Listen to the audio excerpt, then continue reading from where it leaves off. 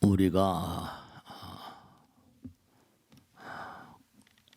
군대를 다녀오고 모든 국민의 자제들이 다 군문에, 또 여기도 군문에 봉직하신 분들 많이 계세요.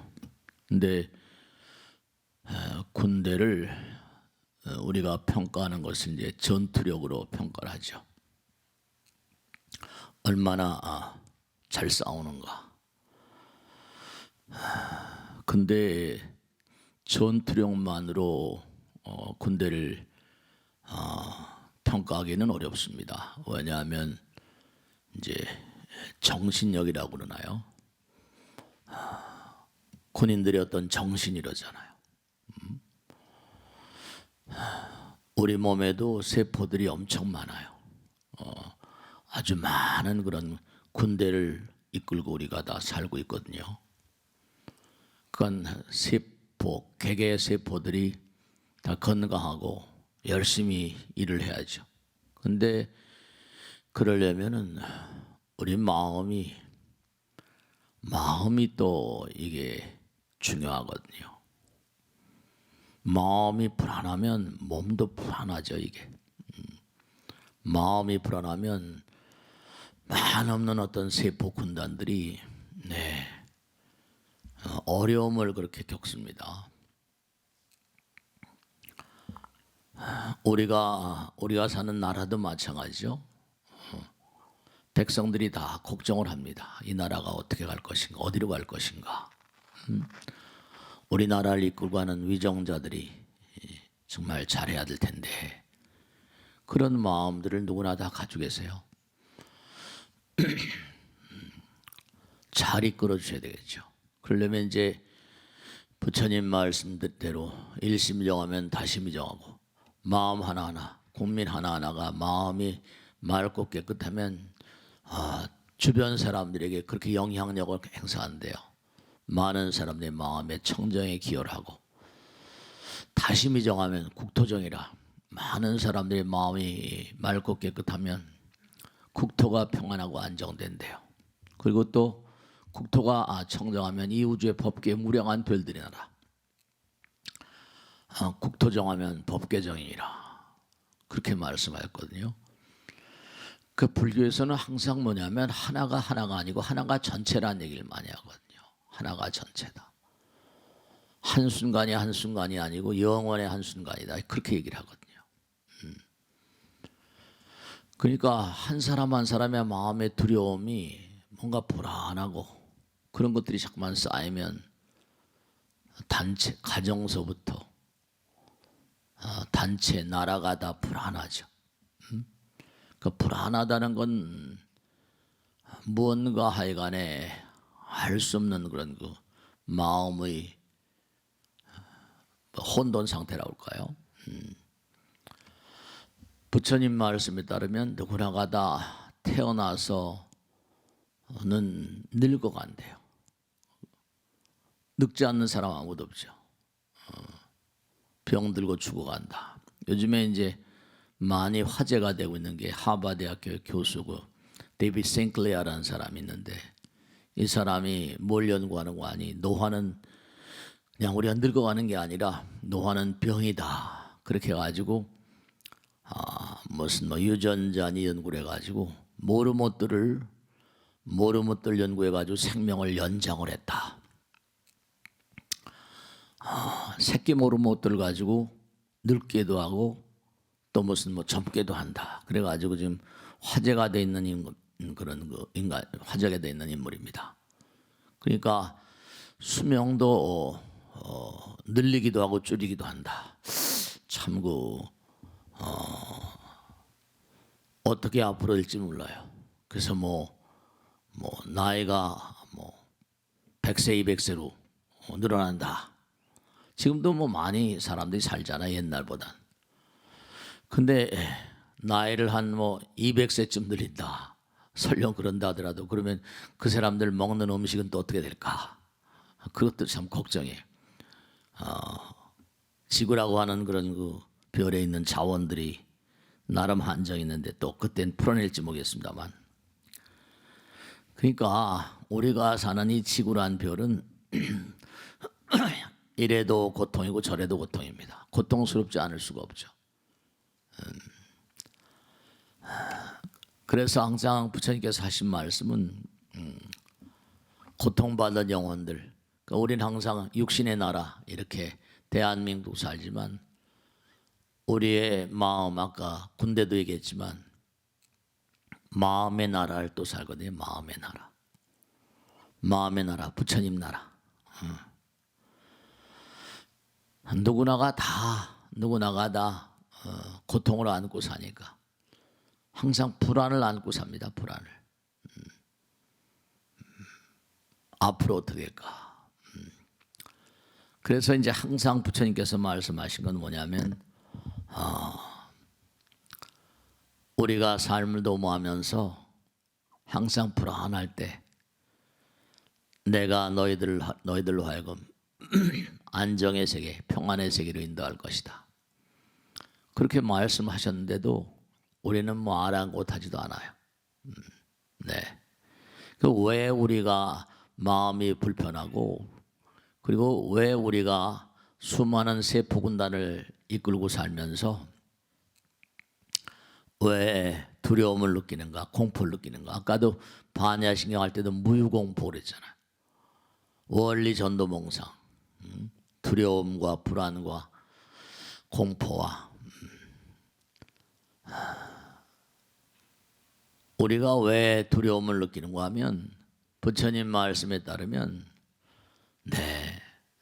누구나가 다 나라에도 법칙이 있고 이 몸도 움직이는 법칙이 다 있어요. 누구나가 다. 그런데 이 우주에도 법이 있다고 그러잖아요. 그죠? 그러니까 우리는 양면성을 가지고 있다고 그러죠. 육신의 나라를 살면서 또 영혼의 나라를 산다는 거죠. 항상 우리 같이 나누는 말씀이죠. 근데 분명한 사실은 우리가 달관이라고 그러기도 하고 해탈이라고도 그러는데 부처님 말씀을 우리가 듣게 되면 부처님 말씀을 자꾸만 실천하고 부처님 말씀 따라 사는 그런 삶. 저 같은 중생들도 마찬가지예요. 그죠? 다 그렇게 떠나갈 거. 여러분들 다 죽잖아요. 그죠? 근데 제가 이렇게 살고 나이도 뭐 꽤 많이 들었잖아요, 이제. 스님은 불안하지 않으십니까? 이렇게 물어보는 사람도 있어요. 불안하지 않은 사람이 어디 있겠어요? 그런데 제가 머리 깎고 이렇게 살다 보니까 부처님 말씀 속에 살잖아요. 그러니까 이렇게 말씀드리면 여러분이 어떻게 생각하실지 모르겠는데 그래도 세속에 많은 사람들이 느끼는 불안 그런 것보다는 수용하는 거죠. 그죠? 매일같이.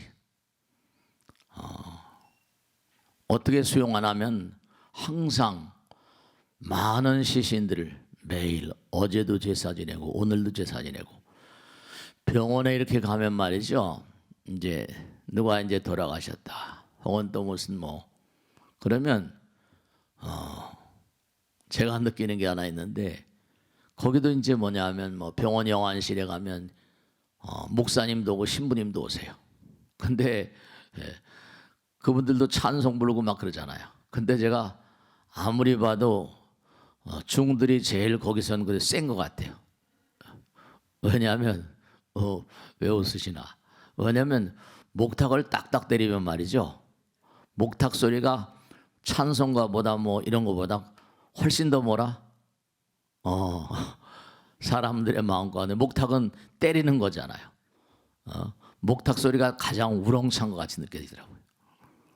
그리고 이제 연물하고 왕생나 하라고 말이죠. 시신들을 모시고 이렇게 살다 보니까 평생 그렇게 살다 보니까 그냥 죽음이 그냥 항상 나와 더불어 있는 것 같이 느껴져요. 죽음이 언젠가 나도 이렇게 가겠지. 제사를 항상 저런 제사 지내는 곳이 뭐 제사 지내는 곳. 그러니까 여러분을 뭐 생전 예수에다 또 법문 이렇게 부처님 법당에 나와서 부처님 법문을 생활하고 그러시잖아요. 제일 사람들이 두려워하는 게 죽음인데 말이죠. 다른 건 다 놔두고라도 병들고 그런 것도 결국 죽음에 대한 두려움이 앞서서 그렇잖아요. 그런데 지난번에도 말씀드린 것처럼 참 안타까운 것은 저도 마찬가지. 이 다음에 만약에 내가 나의 죽음의 모습을 목도할 분들이 많이 계실 거 아니에요. 근데 죽음 앞에서 너무 두려움에 떠는 분들이 많이 계시더라고요. 그리고 후회롭고 회한에 찬 분들. 근데 두려움을 좀 어떻게 불식하려면 연습을 많이 해야 되는데, 법당에서 무슨 제라거나 제사라거나 이렇게 부처님 법문 듣는 것도 마찬가지예요.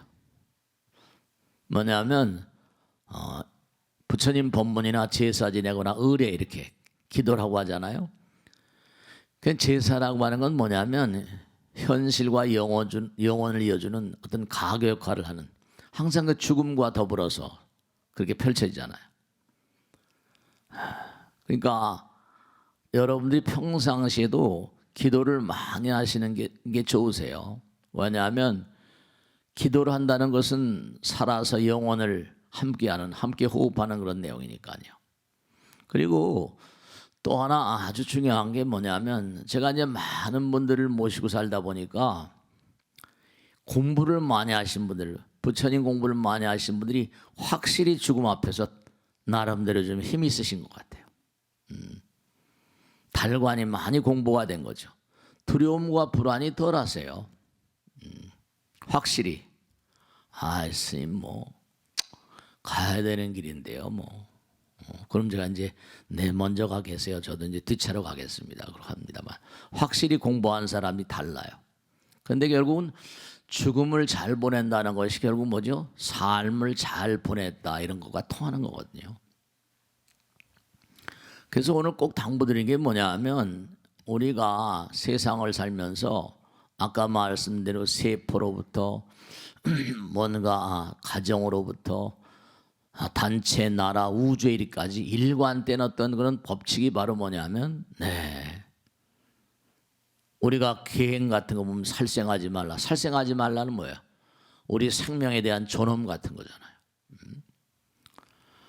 우리가 언제 떠날지 모르기 때문에, 언제 떠날지 모르니까 가장 중요한 거는 현실과 삶을 어떻게 사는 것이냐. 이 생명에 대한 존엄함과 중요함, 이걸 좀 제대로 알고 이렇게 삶을 도모하시면 얼마나 좋을까. 회한에 차서 돌아가신 분들은 뭔가 삶이 좀 이렇게 안타까웠던 거죠. 정해진 삶을 사는데 돈이고 뭐고 이런 것만 추구하다 보면 갑자기 언제 끝날지 모르는 거거든요.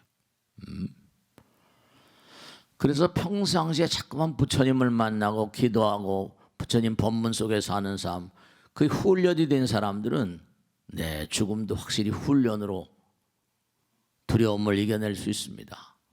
그러니까 스님들은 무슨 달관 앉아서 죽고 서서 죽고 막 물고나무 서서 죽고 막, 옛날에 고사 같은 데 보면요 죽음을 희롱하는 스님들이 많이 계셨어요. 뻔연히 아는 거니까. 그러니까 우리가 자꾸만 부처님 품 안에 있다 보면 죽음도 하나의 과정이라고 생각하는 그런 훈련이 잘 돼 있기 때문에 그렇잖아요. 똑같은 거예요. 공부를 열심히 한 학생들이 시험장에 들어가면 덜 불안에 떨잖아요. 공부를 열심히 하고 몸과 마음을 던져서 열심히 그렇게 시험 공부를 한 학생들은 시험장에 들어가면 덜 두려워하잖아요. 두려움이 덜해요. 그러니까 인생을 매일매일 뭔가 정말 부처님 말씀에 따르면 바늘구멍 있죠? 바늘구멍으로 천리마가 지나가는 것처럼 세월이 흘러간대요. 바늘구멍으로 보여요 뭐가? 근데 바늘구멍으로 천리마가 지나가는 양상이 세월의 흐름이라잖아요. 그러니까 얼마나 빨리 가는지 몰라요. 순간에 가버리니까. 평상시 얼마나 내가 부처님 말씀 따라 그래서 자꾸만 기도라는 걸 강조하는 게 왜냐하면 기도는 부처님 말씀대로 현실과 영혼을 이어주는 가교 역할을 하는 거니까 영혼을 자꾸만 호흡하는 거예요. 부처님 말씀도 마찬가지죠. 부처님 말씀을 들으면 지금도 계속해서 뭐 현실과 영혼을 얘기하고 그러잖아요. 그게 많이 단련이 되는 거죠. 많이 단련되는 거예요. 그러니까 우리가 세상을 살면서 항상 갈림길이거든요. 이쪽 길로 갈까 저쪽 길로 갈까, 내가 더 많이 먹을까 남을 좀 배려할까, 그런 거 아니에요, 그죠? 나의 이익을 먼저 챙길 것인가, 상대방에 좀 나눠줄 것인가. 그렇죠. 부처님 말씀에 따르면 나보다 남을 생각하는 게 선도라고 그러니까, 남보다 나를 생각하면 그건 악도라고 그랬거든요. 선과 악의 개념이 명쾌해요. 우리 마음 가운데 천사와 악마가 공존한다고, 지킬박스 하이드 씨가 공존한다고 항상 얘기하잖아요. 두 개의 나라, 현실의 나를 강조하는 거, 아니면 뭔가 영혼을, 보이지 않는 세계, 나보다 남을 생각하는 마음은 아무래도 그게 뭐 의미로운 마음 아니겠어요? 쉬운 건 아니겠지만. 그러니까 우리가 평상시 어떻게 사는가 하는 건 뭐 어렵게 생각할 게 없이 한순간이라도 약사리불 관세음보살, 뭐 약사리불 관세음보살 보여요? 왜 기도를 강조하는 거면 보이지 않는 세계를 자꾸만 호흡하니까 그만큼 뭐라, 나의 삶이 뭔가 광대해지죠. 제가 지난번에 어떤 책을 보다 보니까 코이, 제가 말씀드렸나? 물고기가 있는데 코이라는 물고기가 있대요. 이 물고기 알을 가지고 이상한 거예요. 학자들이 보다 보니까 강에 사는 그런 그 코이, 강에 사는 그 물고기하고 연못에 사는 물고기 똑같은 종자인데 크기가 하나는 25cm밖에 안 되고 하나는 이 강이나 바다에 사는 건 1m 20cm, 종자가 똑같아요.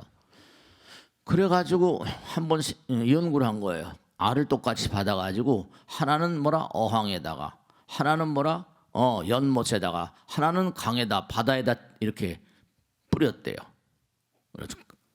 근데 너무 놀라운 게 똑같은 종자인데도 어항 속에서 뭐 크지 않으니까 어항 속에서 자란 그런 코이는 5cm 정도, 금붕어 요만한 그런 5cm 정도밖에 안 자라대요. 연못에다 갖다 놓으니까 25cm 정도 자라고, 이게 뭔고 하니 강에다 갖다 놓으니까 1m 25, 바다에 갖다 놓으면 이게 더 차원이 다른 거예요. 똑같은 알인데도. 이런 똑같은 중생이에요. 몸은 똑같아요. 키도 뭐 고만고만하고. 내 마음이 얼마나 똑같은 알인데도 그게 그 안에 뭐가 들어있는지, 5cm짜리 어항에서 25cm짜리 연못에서 1m 20cm짜리 똑같은 알인데도 그게 달라요. 그 여러분이 다 고만고만하지만 지금 여기 앉아 계신 분들이 마음의 나라에 따라서 마음이 5cm짜리도 있고, 마음이 25cm짜리도 있고, 마음이 1m 20cm짜리도 있다니까요. 네. 기도라는 얘기를 하거나 뭐 죽음 저편에 영혼을 얘기하면 말이죠. 에이 그런 거 뭐 나하고 무슨 상관이야. 이런 사람들도 있을 수 있어요. 그런데 뭐 이렇게 뭐 다시 한번 생각하는 사람도 있고 말이죠. 사람들도 이렇게 제가 보면 임종자들 이렇게 쭉 만나면서 느끼는 게, 지금 우리가 사는데도 말이죠. 어떤 사람은 뭐 그럴 수도 있지 뭐 다 세월의 흐름 따라서 불안이나 공포 같은 걸 툭툭 털어내는 사람도 있고, 불안 의식을 지울 수 없는 사람. 불교에서는 뭐라고 하는 거니? 이 광활한 우주의 법, 부처님 말씀에 법이 불이라고 그랬거든요. 법이 불이요, 불이 법이니라. 법이라는 게 뭐예요? 이 우주를 관통하는 법이에요. 아까도 군대는 뭐라? 전투력만으로 평가할 수 없다고 그랬잖아요. 정신력이라거나. 그러니까 군대 어떤 그런 정신교육, 정혼교육이라고 그러나요? 뭐랄까? 정신교육 같은 마음. 그런 정신세계, 마음의 나라가 있다니까요. 그러니까 평상시에 뭐냐면 내가 이 우주의 진리라거나 법을 어떻게 생각하느냐. 불교에서는 그걸 이제 이 우주의 근본 법을 계라고 말하고, 계. 살생하지 말라, 도적질하지 말라, 사음하지 말라, 뭐 있어요. 거짓말하지 말라. 무슨 뭐 약주 같은 거 너무 과하게 들지 말라. 뭐 이런 등등의 계라는 얘기를 하거든요. 근데 그게 뭐 어려운 얘기 아니라 살생하지 말라라는 누구의 생명, 어느 누구의 생명도 존엄하게 여기라. 내 재산이 소중하면 남의 재산도 소중히 여기라. 도적질하지 말라. 사함하지 말라. 뭐 이런 등 말이에요. 그러면 그게 뭐냐면 우리의 마음 가운데 참 묘한 게 있어요. 이 세속에서도 법을 어기는 사람들은 좀 불안하고 두렵잖아요. 그러니까 중요한 게 뭐냐면 우리의 마음 가운데 현실의 세계는 뭐 그냥 뻔뻔하게 갈 수 있지만 마음의 나라는 또 다르거든요. 마음의 나라. 내가 뭔가 부처님 법, 우리 마음 가운데 양심이 다 있잖아요. 개를 파한다, 뭐 파괴라는 말을 많이 써요. 그런 거 있잖아요. 당장 아까 말씀대로 공부를 열심히 하거나 뭘 하면 그렇죠. 부처님 말씀 잘 듣고 부모님 말씀 잘 듣고 자기가 할 도리를 다 하면 당당하잖아요. 근데 자꾸만 뭔가 부모님 말씀도 안 듣고 선생님 말씀도 안 듣고 그러면 어떻게 돼요? 점점 캥긴다니까요. 언제가 말씀했잖아요. 그러니까 당당하지 못하고 뒤로 잠깐 물러나게 돼요. 그 사람들이 용감성이라거나 용기라거나 아까 전투력은 무슨 뭐 총 잘 쏘고 이런 것만이 아니라 마음 가운데 당당함 같은 거. 우리는 우주를 도모하는 말이죠. 그런 존재들이니까 부처님 말씀 따라서. 그 부처님 말씀에 따르면 개를 파는 것은 그 결과는 두려움으로 공포로 나타난다. 그러니까 우리가 세상을 살면서도 뭔가 두려움이라거나 무유공포 이건 전부 다 우주의 법, 부처님 법, 부처님 말씀을 어그러뜨리는 거죠. 엄마 아버지의 말씀이라거나 선생님 말씀 어기는 거나 마찬가지. 부처님 말씀에 따르면 개를 파하는 것은 세속에서 무슨 법을 파하는 거와는 게임이 달라가지고 개를 파할 경우는 100만 생에 걸쳐서 겁에 걸쳐서 악도에 떨어진다. 겁나는 얘기를 하거든요. 깨달음의 길은 청정한 몸과 마음, 생활의 전제가 된다 이렇게 말씀하셨고, 그 너희들이 고통받는 그런 삶 가운데 부처님께 참여하라, 파괴를 참여하라고 나오고. 근데 사람들은 가장 안타까운 게 그런 얘기 했잖아요, 그죠? 알고 저지른 죄하고 모르고 저지른 죄는 어떤 게 더 크냐 그러면 사람들이 알고 저지른 사람들이 다 잘못한 겁니다. 근데 부처님께서는 그렇게 안 말씀하셨어요. 모르고 저지른 죄가 더 크다. 왜냐? 모르고 저지른 죄는 참회할 가능성이 없대요. 모르니까. 알고 저지른 죄는 참회할 가능성이 있어서 고쳐나갈 수 있지만 모르고 저지른 죄는 뭐가 뭔지도 모르죠. 우리가 사는 세상엔 그래도 뭐 개를 잘 지키자 부처님 말씀 따라 살자 하지만 그렇게 야생에 사는 동물들은 그렇게 얘기합니까? 찢어먹고 그냥 막 잡아먹고 하는 게 일들인데. 그러니까 우리가 사는 세상은 다툼을 어떻게 벗어날 수가 없어요. 그건 어떻게 하냐? 하늘이 무너져도 뭐라 솟아날 구멍이 있다고 하는 게 뭐냐면 제가 자주 말씀해요. 부처님 경에 나온 대로 우리는 3차원에 사니까 3차원을 떠나서 차원이 다른 세계로 가버려야 돼요. 버려야 된다니까. 제가 얼마 됐어요. 정말로 그 보살님은 정말로 그러니까 제가 그런 걸 체험하니까 이렇게 과감하게 말씀드리는 거예요. 평생을 두고 기도하며 살던 보살님이에요. 내 마지막인데 제 손을 붙잡고 스님 정말로 스님 말씀대로 부처님 말씀대로 열심히 살았는데 두렵지가 않아요. 얼굴에 자비로운 그런 얼굴이 그대로 말이죠. 그러니까 제가 이렇게 말씀드려요. 평생을 두고 사니까 뭔가 두려움이 느끼지 않는 그런 삶이 평생을 계속되다가 이제 드디어 그날이 온 거예요. 그러니까 이제 두려움 없는 얼굴로 편안한 얼굴로 돌아가시더라고요. 그런 얼굴을 보는 자손들도 몽고하니 그러시더라고. 울먹울먹 하지만 우리 어머니는 부처님밖에 몰랐어요. 그래요.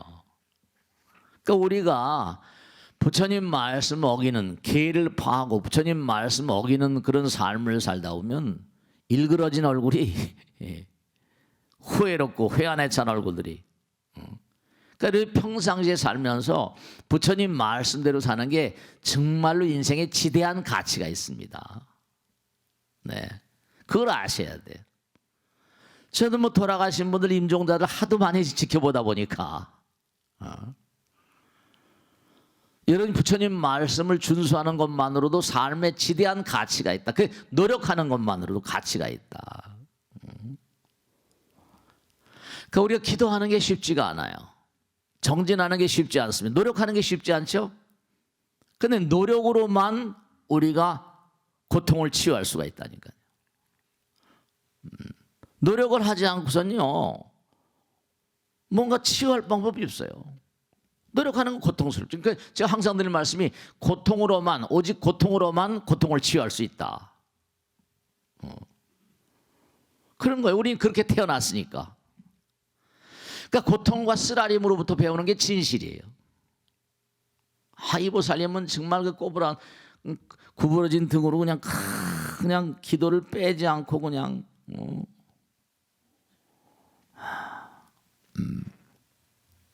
네, 그래요. 그러니까 우리가 몸과 마음을 다해서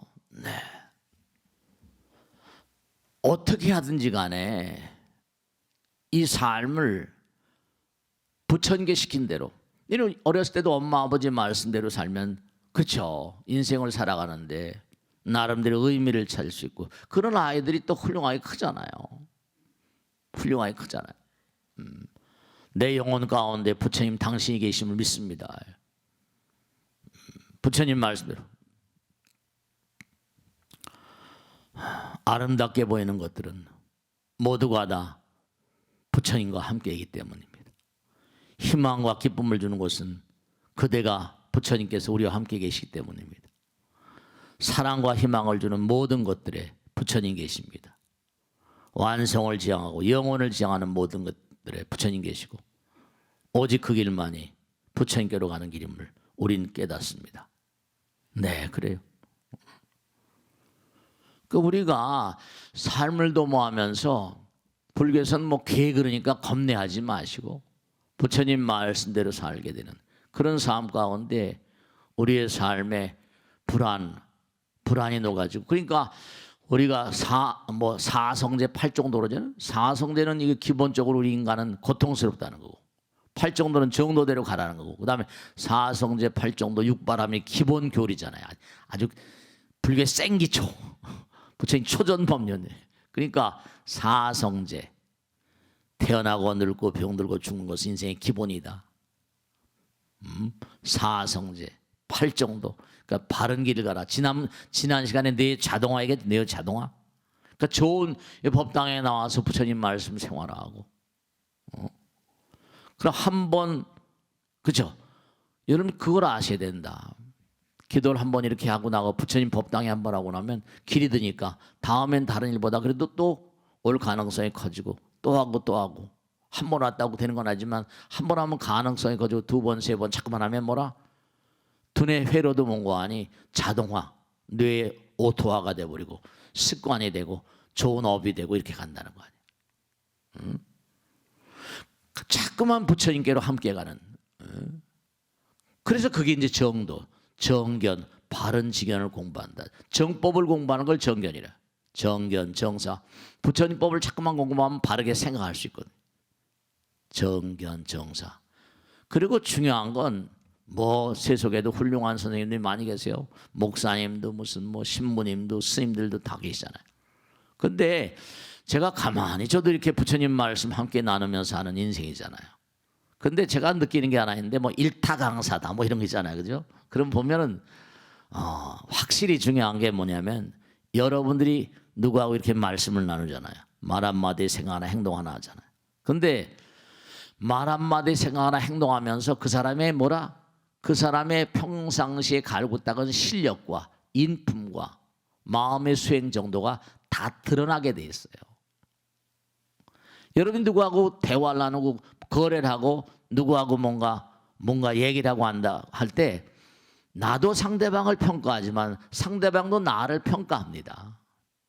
그러니까 일타강사다 그러면 그 사람이 뭐 이렇게 저는 말을 하고 사니까 그 말 한마디 생각 하나 행동 하나 제스처 하나에 그 사람의 모든 게 다 흘러나와요. 다 그게 다 뭔가 아니 배 나온다니까요. 그러니까 저 사람과 내가 거래를 해도 좋겠는 거 아닌가. 다 평가를 하잖아요. 내가 저 사람과 거래하겠다 이렇게 마음 먹는 순간 인생의 어떤 갈림길에 이렇게 서게 되니까. 그러니까 항상 여러분들이 평상시에 무엇을 어떻게 닦았는가 이게 굉장히 중요해요. 말 한마디에 그 사람의 인생이 다 들어있는 거니까. 생각 하나 행동 하나. 그렇게 다 가름이 된다고. 정견, 정법을 바탕으로 한 어떤 그런 그 지견이 있고 정견, 정사, 바른 사유의 세계, 정업, 이 업이라는 게 바로 아까 말씀대로 뇌의 자동화 현상 같은 오토화, 정업, 정명. 그래야지 이제 정명은 어떤 안분주, 분수, 어떤 자리를 의미하거든요. 그 사람이 자기가 여러분이 원하든 원하지 않든 간에 여러분이 앉아있는 자리에 부처님께서 그러잖아요. 너희들이 앉아있는 그 자리는 억겁의 결정판이래요. 그러니까 여러분들 이렇게 부처님 전에 일요일 날 이렇게 귀중한 시간에 오실 수 있는 것도 그것도 이게 뭐 그냥 내가 친구 따라왔지 내가 그냥 왔지 이게 아니라 이게 또 우연이 아닌 거예요. 부처님께서 항상 화엄에 하신 말씀은 그렇죠. 그 말씀이 항상 마음에 쟁쟁한 거는 이 광활한 우주에 부처님께서는 낮에도 법문하지만 밤에도 법문을 그러니까 지금처럼 전기가 이렇게 라이트가 강하지 않았을 거 아니에요. 캄캄한 밤하를 보면서 법문하신 거예요. 그 인도는 거기 뭐 불도 없으니까 얼마나 별이 초롱초롱하게 보였겠어요. 저 하늘에 무량한 별들의 세계를 보라. 그 별들 가운데 이 지구란 별도 뭔가 아니 동일한 거 아니냐. 그래서 너희들과 내가 만난 이것이 우연일 수가 있겠느냐.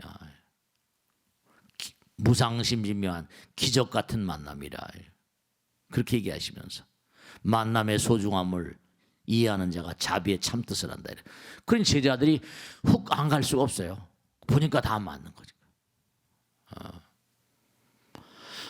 이 인연의 소중함. 근데 인연의 소중함을 잘 몰라요. 만남의 소중함을 잘 모르고. 그러니까 우리의 만남은 뭐라 우연이 아니라고 항상 드리는 말씀처럼. 근데 여러분들 우리가 삶을 도모하는데 사람과 사람 사이에 만날 때 부처님 말씀대로 내 몸처럼 내 마음처럼 세상을 사랑할 때 모든 것을 사랑할 수 있다. 사랑과 희망을 주는 모든 것들에 부처님 계신다.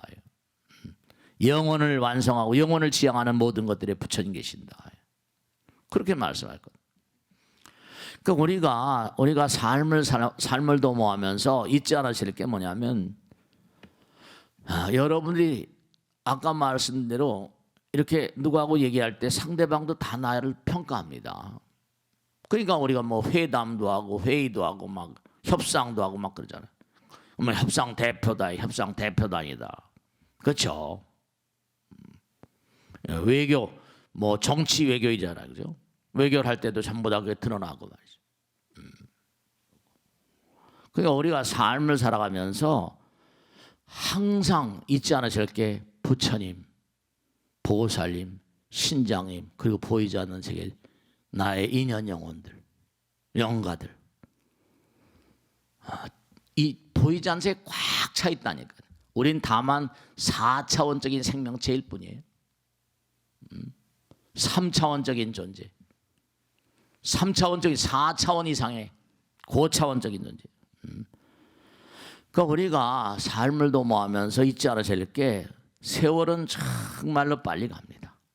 다 한 줌의 채. 정말로 온갖 짓을 다 해도 결국 이루는 것은 뭐라? 한 줌의 채예요. 아무리 이렇게 말씀드려도 우리는 한 줌의 채로 가요.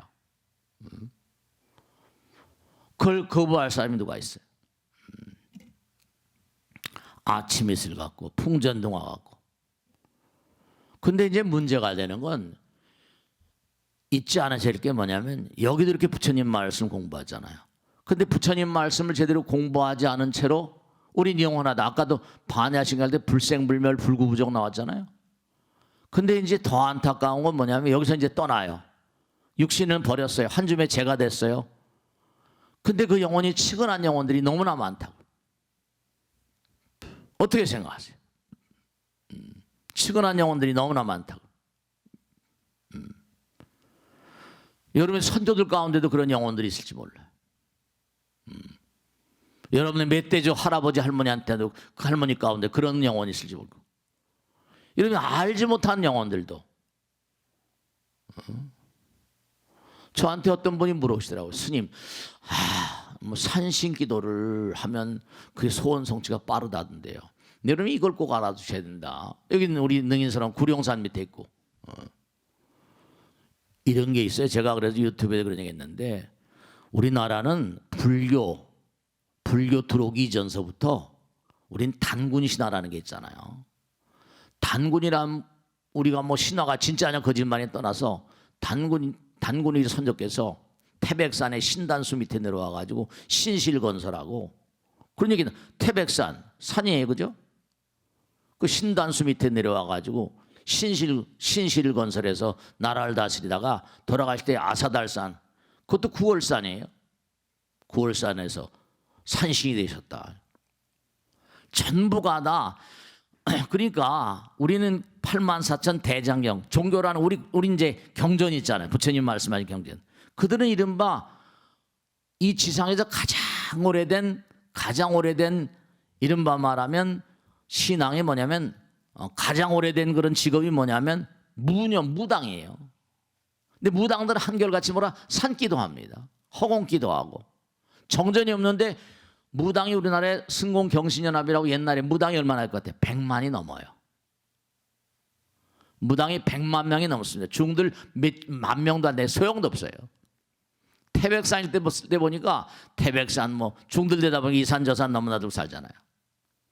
거기는 이른바 말하면 세습무당, 오래된 강신무하는 무당 새끼들 이렇게 신딸들 만드는 뭐 고참무당일까? 거기 있는 절들에 올라와서 산기도하면 꼭 귀신 한 명씩 한 마리씩 끌고 내려가거든요. 그러면 처음에 딱 내려 몇 달 동안 신발이 영발이 있어서 잘 봅니다. 점을 쳐요. 실제로. 그런데 몇 달 있다 보면 신발이 영발이 떨어지면 또 다시 올라오고. 그러니까 불교보다 더 먼저 이른바 무당들이 우리나라 판을 쳤었어요. 근데 이 무당이 뭐가 문제냐면 전부 다 자기가 먹고 살기 위한 욕망으로 올라오니까 산신들이 셉니다. 그 산신들이 힘이 세가지고 욕망으로 올라오니까 혼내죠.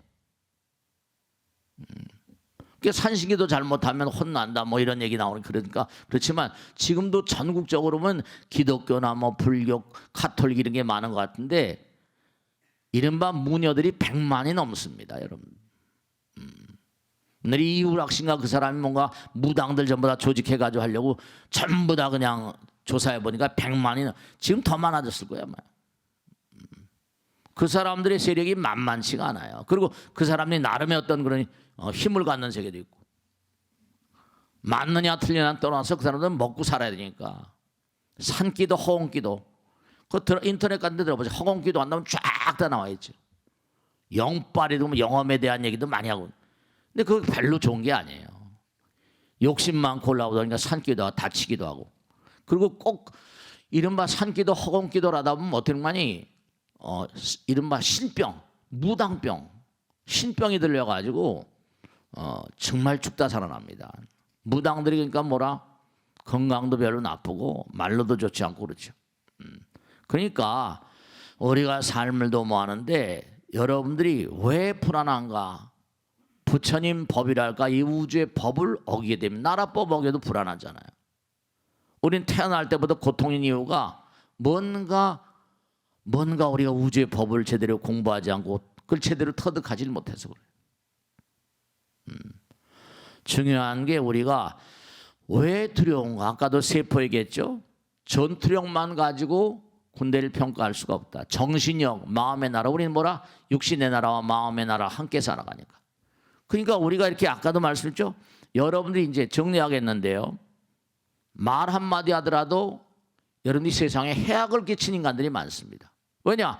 말 한마디에 독심이 바탕으로 된 독심을 바탕으로 한 말이 하면 도끼가 어리죠. 세상에 독소를 잠깐 뿜어냅니다. 욕망과 독심을 바탕으로 한 말, 생각, 행동. 그러면 나도 모르게 무의식적으로 자꾸만 뭐죠? 도끼를 세상에 뿜어내니까 이게 돼요. 벌 받아요. 병이 옵니다. 병이 와요. 여러분 한번 스스로 평가해 보세요. 난 얼마나 마음 가운데 욕심이 많은가, 독심이 많은가. 그 가족들 가운데 병자가 많다. 대부분이 다 뭔가 아니 문제가 다 있다니까. 마음을 잘 써야 돼요. 이게 참 문제가 되는 게 마음이 욕심과 독심이 가득하면 그렇잖아요. 그게 독소를 뿜어낼 수밖에, 도끼가 나오고 그런 게 오래되면 종양이 생기고 문제가 생긴다니까요. 그러니까 뭔가 우주의 법을 어기게 되면은 문제가 되고 또 그런 영혼들이 이 땅을 육신은 한 줌의 재가 되는데 그런 영혼들이 이 땅을 등졌다. 그럼 어떻게 될까요? 그래 그 가문에 그런 뭔가 부정적인 영혼이 있다. 그 가족이 잘 될 수가 없어요. 계속 배고프다고 달려들고 말이죠. 우리는 정도의 차이 있지만 여러분 이걸 꼭 명심하셔야 돼요. 그래서 제가 기도 열심히 하라고 그러고 계속 뭔가 아니 제사 열심히 지내라고 천도제하고 예수제하고 이게 전부 다 뭐냐 하면 독을 좀 해독시키려고 그래요. 해독시키려고. 도끼의 어떤 쟤는 눈에 도끼가 있어. 도끼의 물질화 이게 독이에요. 파괴, 계를 파하고 부처님 불법을 파하는 사람은 독소를 생산하는 사람입니다. 독소를 세상에 뿜어내는 존재들이에요. 쟤는 독을 품고 사는 것 같아. 생각과 말, 여러분의 독심과 욕심이 어린 그런 생각과 말과 행동이 그대를 병들게 하고 세상을 병들게 하고 주변 사람 병들게 하고 만일에 그렇게 죽어가면 그 귀신들이 그 가족들을 부정적으로 만들어 버립니다. 그 사회를 부정적으로 만들어 버려요. 이 사회가 점점 어려워지는 이유, 깨닫지 못한 영혼들이 점점 많아서 그래요. 그러니까 자꾸만 투쟁의 역사가 되고 만일에 대한 만일의 투쟁이 다 독소거든요. 우리 몸뚱아리 결국 뭐라? 염력, 마음의 힘이 육신이 되는 거거든요. 그렇게 기도하는 게 해독작용하는 겁니다. 이게 법문 들으면 마음의 평화가 오잖아. 해독작용이 되면 그 질병을 고치게 되는 거고 분노, 탐진치, 분노와 독심, 욕심이 독소를 발생시킵니다. 그러니까 마음을 고쳐야 병을 고칠 수 있고 전투력만으로 총을 잘 쏘고 한다?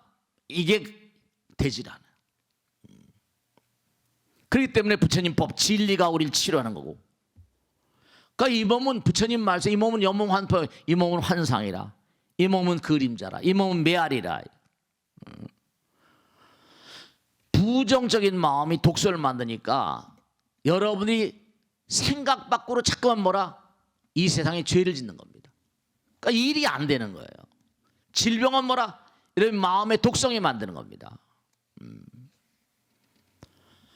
그래서 우리가 지금 뭐 병원마다 꽉꽉 사람이 차고 하잖아요. 아, 나는 그렇지 않은데 그게 아니에요. 꼭 있지 않으셔야 될 게 다른 게 아니라 여러분 스스로가 혼탁한 마음으로 일생을 사시다 끝내버리면 제가 하도 임종자를 많이 만나니까 알잖아요. 회한에 차고 슬퍼하고 괴로워하고 어쩔 줄 모르고 돌아가시면 그 영혼들이 그 다음에는 어떻게 존재할까? 독덩어리로 존재합니다. 그 지옥악의 축생이라는 게 그게 무슨 뭐 빈말들이 아니에요. 그래서 부처님께서는 이 땅에 뭐라? 너희들의 독심과 욕심을 뭔가 녹여주고 생로병사로부터 해방을 도모하기 위해서 이 땅에 내가 왔다 이렇게 말씀했다. 그 윤회라는 게 자연스러운 거예요. 돌고 돌 수밖에 없고 그 우리가 이렇게 부처님 말씀 공부하면 여러분이 의외의 공덕을 짓는 게 여러분을 따라다니는 인연령들이 많이 있거든요. 내 혼자만 이 땅에 존재한다고 생각하지 마세요. 왜냐하면 여러분들도 그렇잖아요. 누군가가 나를 좀 도와줬으면 좋겠다. 그런 마음 안 가지고 계세요.